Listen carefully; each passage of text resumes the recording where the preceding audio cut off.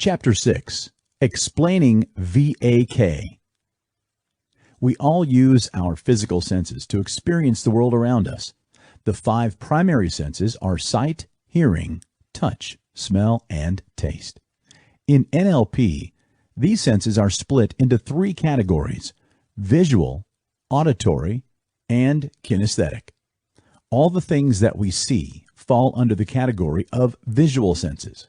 Auditory includes all the things we hear, and kinesthetic senses refers to the things that we feel, taste, or smell.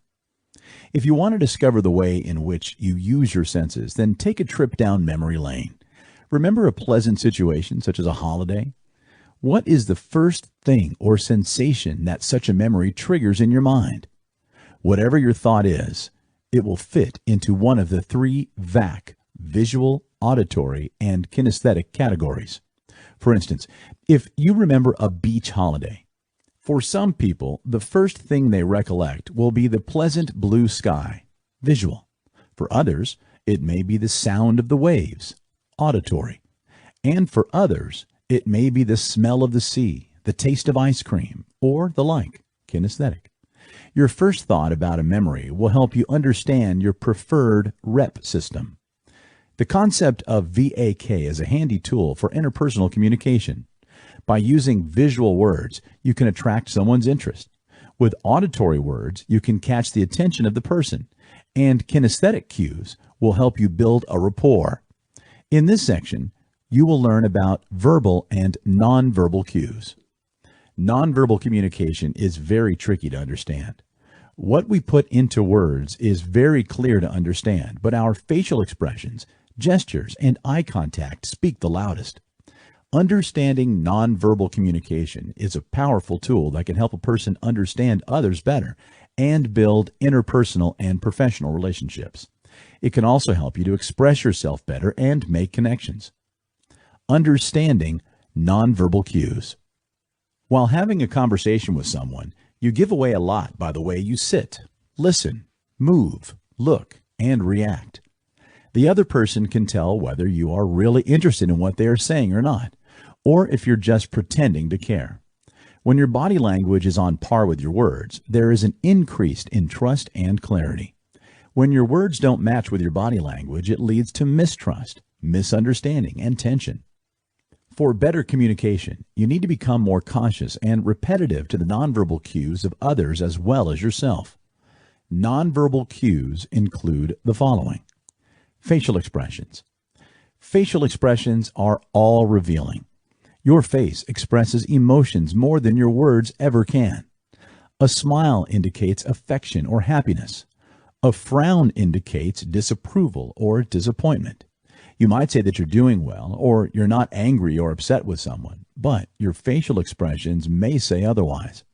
Facial expressions for anger, fear, surprise, disgust, disinterest, irritation, and exhilaration are all very strong and unambiguous. Eye contact. Eye contact is another nonverbal communication cue which can give away a lot. When you look into someone's eyes while talking, it is a sign of genuine interest and understanding. When the other person fails to make eye contact, is blinking too much, or looks away from you, it can mean they are distracted, uncomfortable, nervous, or concealing their feelings. Mouth. Mouth movements are very important while reading body language. Biting the lips, pursed lips, and covering the mouth are a few signals that convey feelings like distrust, anxiety, and stress. Posture. Posture says a lot about your state of mind. If you are leaning towards someone while talking, it means you are interested in the conversation and attentive. An open posture indicates friendliness and willingness. A closed posture, like folded hands or crossed legs, indicates unfriendliness and hostility. The way you sit also says a lot. If you are sitting straight, that indicates attentiveness and focus. Sitting with the body hunched forward can mean that the person is tired or bored. Having a good posture puts across a good image of you. Touch. Communicating through touch is very effective. A firm handshake, a warm hug, a pat on the back, and a reassuring arm pat will convey various messages. Touch cues are very subtle and simple to understand. In order to understand and send these nonverbal cues, you need to be emotionally aware during a conversation and be sensitive towards the other person.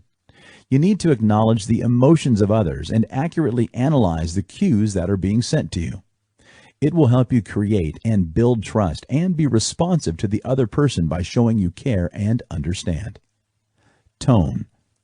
The tone of your voice, which means the loudness or the pitch, is also considered a nonverbal cue. The tone of one's voice can have a strong impression on what is being said when someone talks in a powerful voice. Nonverbal cues reassure you of what is being said. Make a note of all the cues you are receiving and note whether they are consistent with what is being said.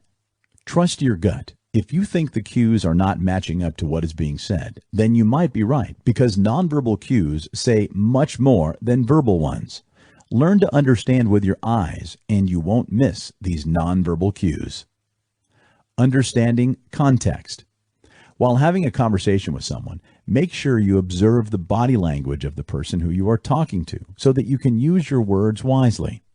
Body language can inform you about the comfort level of a person, but that is about it. This is where context comes into play. Understanding context means being mindful of the following things. The conversation. You must pay close attention to when the body language of the person changes. What was it that made the person uncomfortable? Was it a question you asked or the topic you were speaking about? Maybe something you said made the other person feel uncomfortable. The surrounding area during the conversation. Unless you are in a closed room, all conversations are affected by the environment. Look around you to see the reason why your partner or colleague is uncomfortable. Is there some bothersome noise that is affecting the conversation? Maybe there's an argument going on at the neighboring table, too much of a crowd, or someone your partner knows might have walked in. All these things affect someone's body language, and you need to understand that not every person reacts the same way. Recent experiences.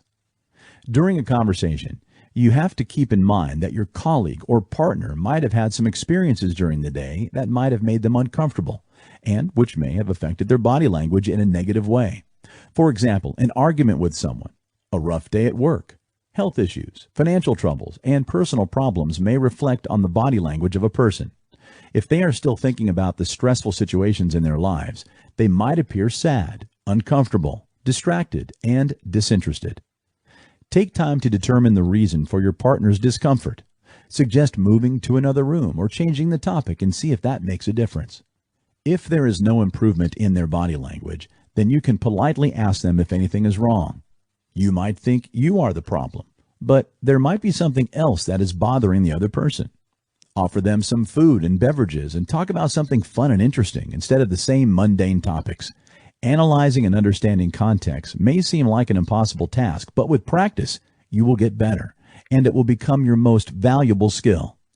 The next time you are having a meeting with your boss, colleagues, or even when you're on a date or out with a friend, watch out for these cues to effectively read people. Smile. Know a fake smile from a real smile. A real smile will light up the person's face and cause crinkles near their eyes. Your eyes cannot lie, so the next time you want to know if someone's smile is genuine, make sure to watch the crinkles near the eyes. Eye contact. Eye contact is another important aspect when you want to read someone. Eyes are very expressive and are considered a window to the soul. If the person is looking into your eyes and talking, then it means they are comfortable with you. When you are having a conflict with someone and they cannot look you in the eye, it means they are hiding something from you. Jittery movements. When someone repeatedly touches their face, hair, and neck, it means they are nervous and are scared of disapproval. Fidgeting with an object while talking also signifies restlessness and distraction. Clenching the jaw, tightening the neck, or furrowing the brows are all signs of stress and anxiety. When someone copies your body language, it is a sign of agreement and comfort. This is especially a good sign during negotiations, and it shows what the other person is thinking. Posture. Slouching, like sitting and droopy shoulders, are signs of low self-esteem and confidence. Such people have trouble expressing their feelings. Sitting upright shows confidence and enthusiasm. You cannot feign interest, as your body language will not match your words. Placement of legs. When someone is shaking their leg while talking to you, it means they are nervous or uneasy. This is a common habit, especially during interviews, and creates an impression on the interviewer. This is a sign of insecurity and shakiness, which is not very well appreciated. Placement of hands. The placement of hands also says a lot about a person's state of mind. When a person has his or her hands on the hips while standing, it means they are enthusiastic, interested, and energetic. Hand gestures while talking means that the person is trying to explain and express feelings and ideas. Be aware of the surroundings and context when you are reading someone, as body language is just going to give you a hint at what the person is thinking and feeling. For in-depth analysis, you have to take into account the context and apply it accurately. Facial expressions. A person can convey volumes through their facial expressions. A smile shows approval or happiness. A frown, on the other hand, shows disapproval or indicates that a person is unhappy. At times, facial expressions might reveal what the person is truly feeling. When someone says they are fine, but they have a small frown on their face, their words are certainly contradictory of what they are feeling. A couple of emotions that can be expressed through the facial expressions include happiness, sadness, anger, disgust, surprise, fear, confusion, desire, and contempt. The expression present on a person's face can help you in determining whether they mean what they are saying or not. Facial expressions are part of a universal form of body language. It is quite difficult to control facial expressions when a person is feeling extreme emotions. You can gauge what a person is saying by paying close attention to their facial expressions. Eyes. Eyes are considered to be the windows to the soul. Eyes are capable of revealing a lot about a person's thoughts and feelings. When you engage in a conversation with someone, observe their eye movements. This must be a general part of your communication process. A couple of things that you must look out for are whether the person is maintaining eye contact, is averting his or her gaze, has dilated pupils, and is blinking either normally or rapidly. Gazing. When a person maintains eye contact while conversing, it shows interest and implies that a person is paying attention. However, prolonged eye contact can be perceived to be threatening and intimidating. Breaking eye contact frequently or looking away indicates that a person is distracted, is uncomfortable, or is trying to hide something. Blinking. Blinking is quite natural. However, blinking too much or too little can signify different things. If a person seems to be distressed or uncomfortable, the person will blink a lot and quite rapidly. Blinking signifies that a person is trying to control what they are truly feeling. For instance, a poker player might blink deliberately and less frequently to hide his or her excitement about the hand he or she has been dealt. Size of the pupil. The dilation of the pupil is a very subtle nonverbal gesture. The level of light in the surroundings often causes the pupil to dilate. Even different emotions lead to the dilation of pupil. When a person is attracted to someone else, their pupils dilate. This shows attraction and arousal and gives rise to the popular phrase, bedroom eyes. Mouth. The movements of the mouth can also help in reading a person's body language. For instance, chewing the bottom lip indicates insecurity, fear, or worry. Covering one's mouth might be an effort made to politely cover a yawn or a cough. However, it can also be an attempt to stifle disapproval or judgment. One of the greatest signals while interpreting what a person is saying is a smile. A smile can mean various things depending upon whether it is genuine or not. Pay attention to the following signals while analyzing body language. Pursed lips. While conversing, if someone purses their lips, it shows disapproval, distaste, or even distrust. Biting the lip shows anxiety, worry, or stress. Covering the mouth. This is often done for hiding an emotional reaction, like trying to hide a smirk. A slight change in the mouth is a subtle indicator of what the person is truly feeling. If the corners of the mouth are turned upwards, the person might be feeling optimistic or happy, and if they're turned down, it shows disapproval or sadness. Gestures. These are perhaps the most obvious signals used. Waving of arms, pointing towards something, or using the fingers for indicating numbers are amongst the most commonly used and easy to interpret gestures. Here are a few gestures that can help you in getting a better understanding of what a person is saying. A clenched fist shows that a person is angry. The thumbs up and thumbs down gestures signify approval and disapproval respectively. The V sign, made by just lifting the index and middle fingers to form the letter V, signifies victory or peace. Arms and legs. The crossing of arms shows defensiveness, and the crossing of legs indicates discomfort or dislike. When a person has a smile pasted on their face, but is standing with their arms crossed, their body language certainly doesn't back up that smile. There are certain subtle gestures that are made by the widening of arms to assume a commanding position or for minimizing the attention of others. When someone is standing with their arms placed on their hips, it shows that a person is ready, in control, or it can also suggest aggressiveness. Tapping of fingers or fidgeting with them shows impatience, boredom, and restlessness. The crossing of legs shows the desire for privacy, and clasping of hands behind the back indicates anger, anxiousness, or utter boredom. Postures.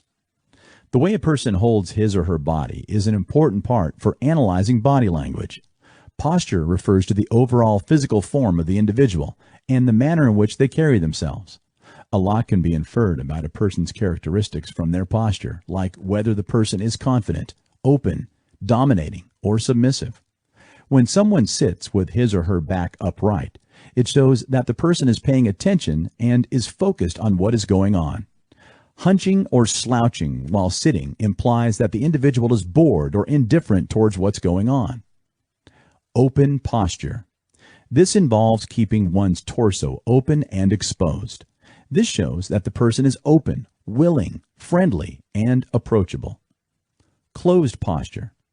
If a person is hiding his or her torso by hunching forwards and keeping the hands and legs crossed, it can be an indicator of hostility, unfriendliness, or even anxiety. Personal space. What does personal space mean? Did you ever feel uncomfortable when someone gets a little too close to you? Personal space refers to the social distance that an individual likes to maintain with others. The physical space between two individuals can provide a lot of information if you know what you are looking for. Intimate distance.